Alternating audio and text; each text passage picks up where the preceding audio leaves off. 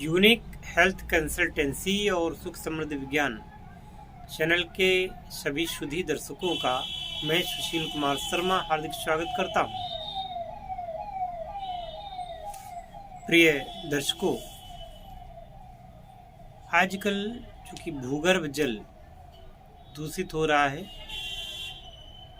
और अधिक पानी के दोहन के कारण अब बहुत गहरे से पानी आ रहा है। पहले जो पानी ऊपर आता था, कम से कम यूपी में तो ये हाल है कि जहाँ पर 35 फुट और 40 फुट पर जल स्तर हुआ करता था, आज वो जल स्तर 300 फुट तक पहुँच गया है। और ये सारा काम हुआ है मात्र 10-12 साल के अंदर। इसी प्रकार से भारत के अन्य कई हिस्सों पर भी यही बात है। एक समय जब माननीय अटल बिहारी वाजपेयी जी प्रधानमंत्री हुआ करते थे, उस समय ये बात जोर शोर से प्रचारित की जा रही थी कि धरती का जल स्तर घट रहा है और आने वाले समय में पीने के पानी की किल्लत होने वाली है। मैं जब छोटा था तब मैं देखता था कि जो आपके तालाब हैं वो हमेशा भरे रहा करते थे पानी से।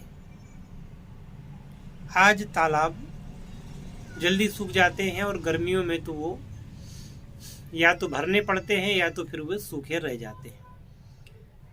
अब इसका क्या प्रभाव पड़ता है? इसका प्रभाव पड़ता है जनजीवन पर इस प्रकार कि मनुष्य तो अपने लिए 300 फुट से 400 फुट 500 फुट या 1000 फीट से भी पानी निकाल लेगा, क्योंकि मनुष्यों में सरकारें होती हैं और ज़्यादा बुद्धि होती है तो वो अपना जुगाड़ कहीं से कर लेता है।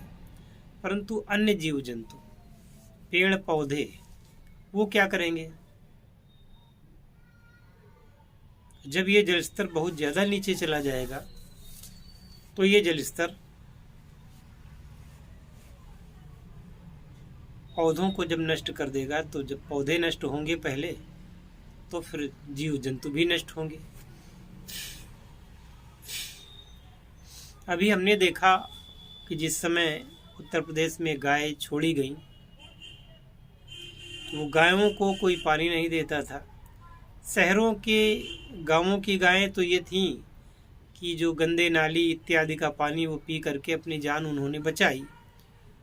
लेकिन जंगल की गायें, जहाँ पर कोई तालाब नहीं, कोई नदी नहीं, नदी भी है तो नदी बिल्कुल सूखी पड़ी है,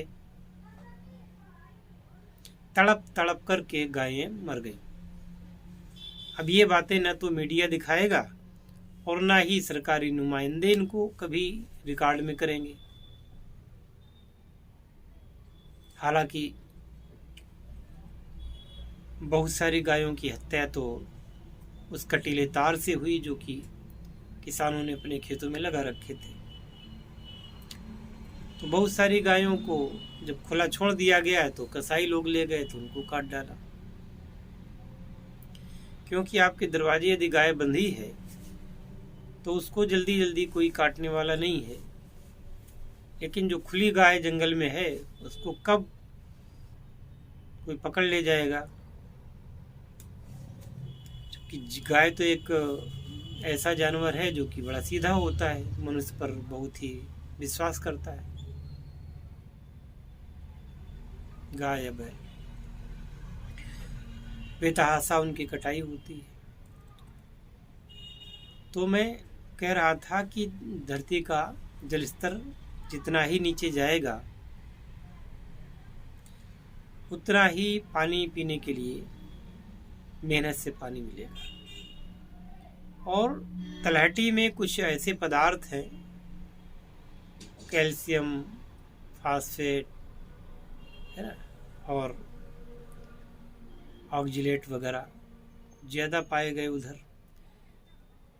तो जल स्तर के साथ साथ एक और चीज़ हुई कि लोगों ने भी पानी को दूषित किया।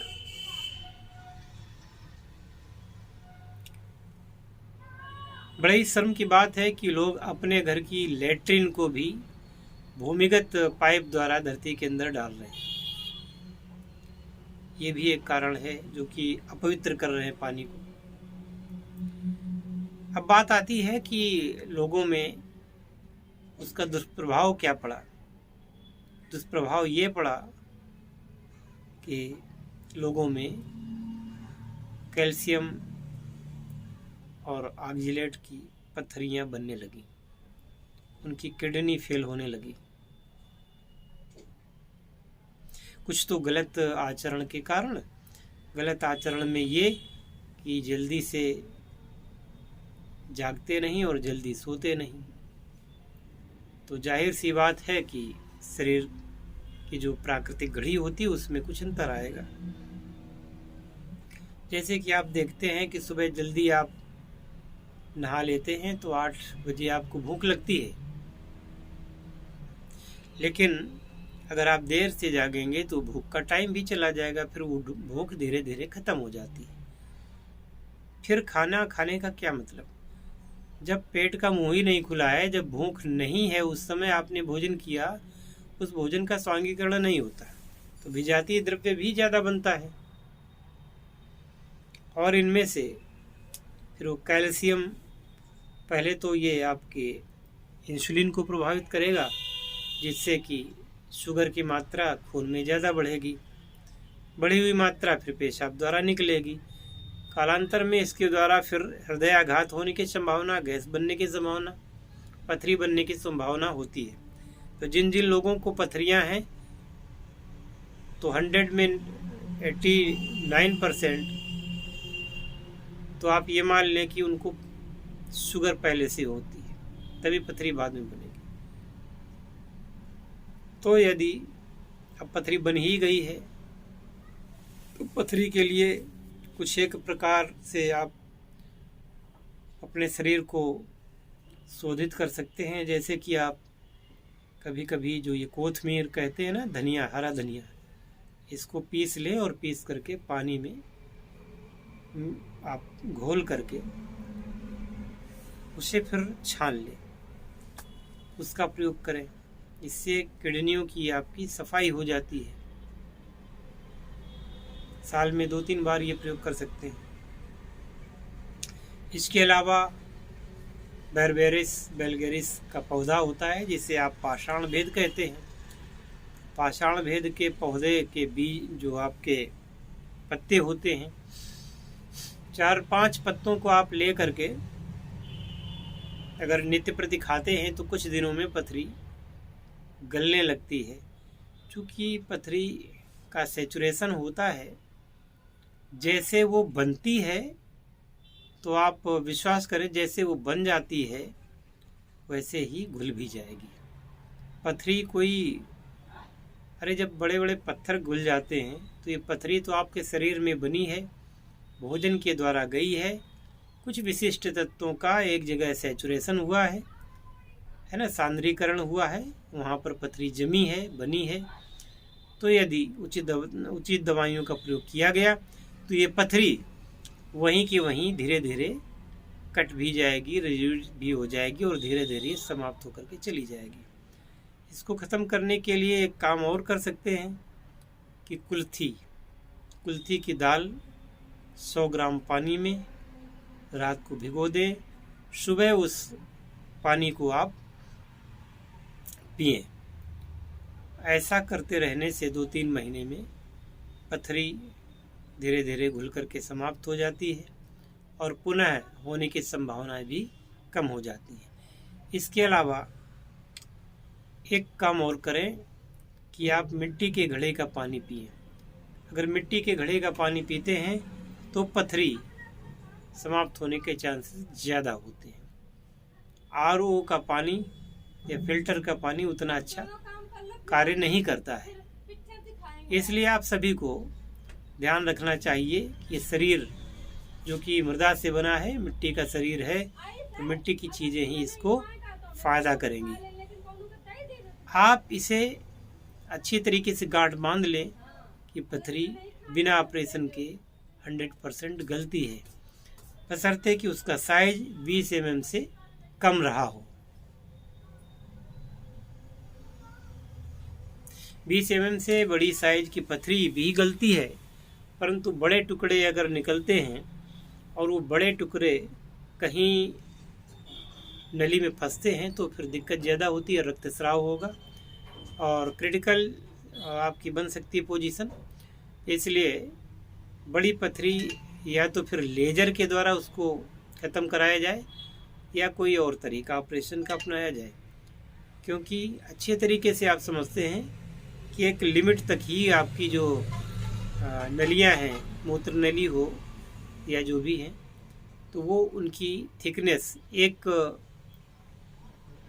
मतलब एक सीमा तक ही होती है। उसके बाद अगर वो उस पर दबाव पड़ा तो वो फट भी सकती है और फटने का कारण ये भी कहा जा सकता है कि मृत्यु को भी व्यक्ति प्राप्त हो सकता है। तो ऐसी कोई भी क्रिया न करें जिससे कि मतलब ऐसा कुछ हो।